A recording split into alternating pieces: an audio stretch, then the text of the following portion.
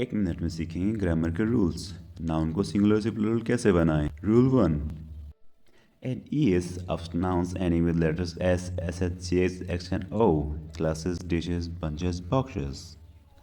Rule 2, nouns ending with consonant plus y, remove y and add ies. Example, babies, cities, ladies. Nouns ending with vowel plus y, only add s at the end. Example, boys, toys, monkeys, trays.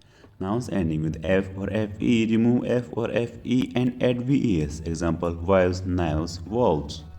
Sometimes we change the vowel of the noun to make it plural. Example, man, woman, tooth. Some nouns are not changed in their plural form also. Example, deer, sheep, fish.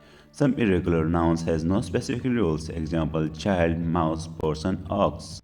Most nouns are pluralized by only adding s at the end. For example, boys, birds, cats, homes, pens. 80 to 90% of the nouns can be pluralized by only adding s at the end. Subscribe for more.